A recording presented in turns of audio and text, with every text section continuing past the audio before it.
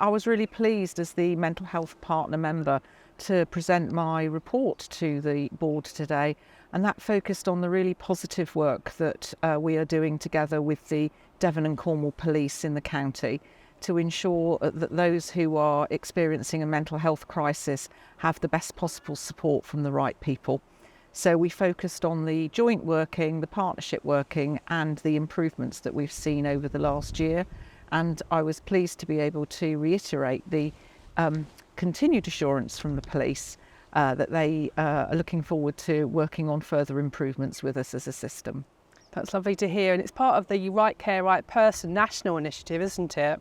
So the Right Care, Right Person is a national partnership agreement. It's based on a pilot between mental health services and the police in Humberside. And now all police forces are being asked to look at the recommendations from that pilot and work in partnership with local services on implementing those recommendations in local police force areas. That's really good to hear. We know that you already have been working closely with Devon and Cornwall Police for a long time, and there's an out of hours and a direct service for the police to use to mental health services support, which is really great news, isn't it? It's absolutely fantastic. So what we've done is that we have a 24 hours a day, 7 days a week mental health connect line, which is for people who are in crisis themselves or who need a friendly voice, or for relatives and carers. And that number's on our website, but also that has a professionals line for professionals like the police to seek advice. And we also have mental health professionals in police cars now on our busiest periods so that we can ensure a joint response to those that need us. Brilliant. And I saw very recently that the Orange Badge scheme that Cornwall Council and you and many people across the integrated care system, which is about supporting those facing and preventing suicide. And I know you're an advocate for that. Absolutely. It's another really positive initiative. So what we find is that we need multiple initiatives across the system such as ours to ensure that people are able to access the help that they need in the way that is most supportive to them. And I also at today's board has been lots of joint collaboration. In particular is the intermediate care strategy, which was discussed and agreed today. Can you tell us a bit more about that, please? Yes, so I really welcome the development of the integrated care strategy.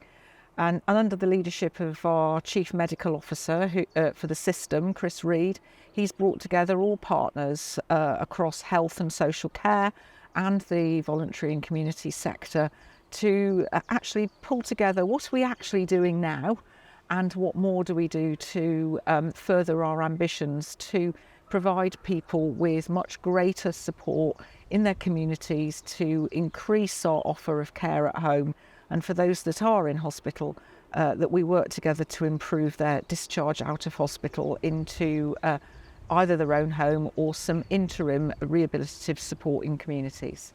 What I was really pleased to read in the intermediate care strategy is about offering care at the right place at the right time. And that sense of place is really important, isn't it? And I'm sure you've seen that in lots of your delivery on a local level. Absolutely. So one of the things that actually attracted me to returning to Cornwall was the work that had already taken place and was in train 2 years ago on the development of the integrated care areas in Cornwall. So the integrated care areas are based around the primary care networks, and we have 3 integrated care areas now, which we call our places. So we have the West, the Central and the North and East. And in my organisation, we have now rebased all of our community services so that they congregate around those 3 integrated care areas. And in order to provide people with the support they need to keep them out of hospital, and then when they are in hospital to bring them home as soon as we are able to, we have now set up what we call integrated transfer of care hubs. Another acronym, I'm afraid, are ITOCs, and that is health, social care, and also the voluntary and community sector working together to make maximum use of our local community assets in place. Yeah, it was really interesting to hear from Emma from the Cornwall Voluntary Sector Forum talk about the impact of our community hubs over the winter and how they're going to continue over the year ahead. Also, what was discussed that I found really interesting was the work around the SEN. I know there was a recent inspection and lots of recommendations and lots of work to, I suppose, mark what we've done today and what we want to do going forward. Yes, so I was delighted that the SEND inspection was presented at the Integrated Care Board today, because it's really important that we ensure that the services that we provide for children and families is also highlighted at a system level. The SEND inspections are CQC and Ofsted joint inspections, and they aren't inspections of any one individual organisation, they are system inspections. And it was really good to see our two colleagues, one from Commissioning in Health and one from the local authority, together presenting the highlights and the recommendations of the recent inspection. We'll be putting those recommendations and the full report on our website for everyone to see. But I think it's also important to mark the importance of how we address mental ill health. And I know lots is focused on the physical health, but from your area, I know there's been some very exciting mental health transformational projects. Could you talk a bit about those? Yes, so there's been a national focus on increasing the parity between mental health and physical health. And although we're not there yet in terms of being able to demonstrate that we've truly achieved that parity, we are making improvements year on year in an incremental way.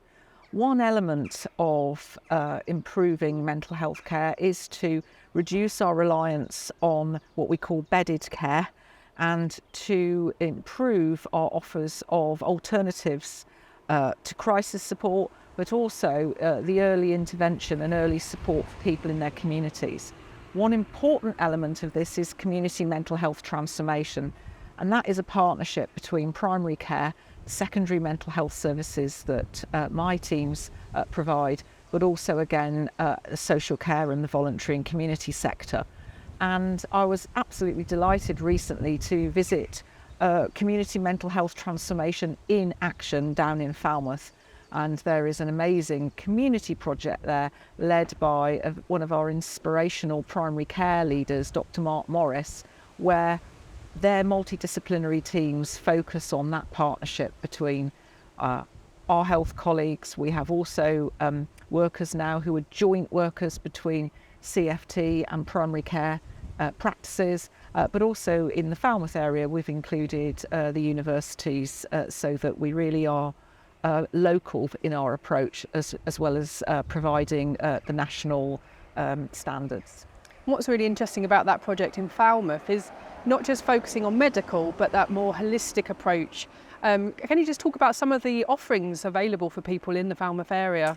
So it was really inspirational being able to sit in the multidisciplinary team meeting on that occasion, because some people aren't always ready for formal assessments in the way that health has traditionally done it.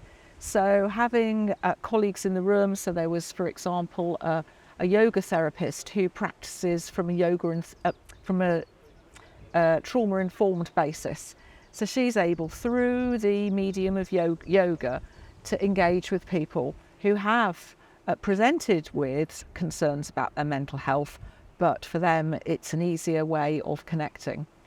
The other thing that project is able to do is to interface with the community hubs, with our mental health resource centres that we provide across the county together with the local authority, but also links into employment, citizens' advice and so on, so that we are beginning to look at the holistic needs of people rather than just their presenting a crisis. And you mentioned about joining up with the universities, and we know the pressures facing our young people and our families and parents today around mental health. So could you talk us about some of your amazing work at the Suena programme and project? Yes, so we have very, very proud to have our Suena, which is our CAMS inpatient unit for those people, children and young people with mental illness that can't be treated at home or in the community. And as part of Suena, we have a school, and we partner with other organisations so that we try and ensure that young people have access to as many age-appropriate activities, educational and social activities as possible. And Suena, I'm delighted to say, is launching its new CD tomorrow, Suena Sounds. And that is a collaboration between some local DJs and producers and our young people. And they have been supported to write and record their own music. Wow. And we know how important music therapy is for all sorts of people of all ages, and not only physical but mental health really does sort of bring together, and I'm really looking forward to hearing that music myself, so I'll check that out. Yes. Just really wanted to check, is there anything else you wanted to tell us about the work you're doing or from today's board meeting? So I'd like to plug the Suena charity as well. So the Suena charity was fortunate enough to be nominated as one of 2 charities at the Royal Cornwall Show this year. We're really very grateful to the organisers of the Royal Cornwall Show for enabling us to have that spotlight, not only to raise money for work like the Suena Sounds project that we've worked on, but also to more broadly promote the work that we are doing in local communities to improve children's mental health and emotional well-being.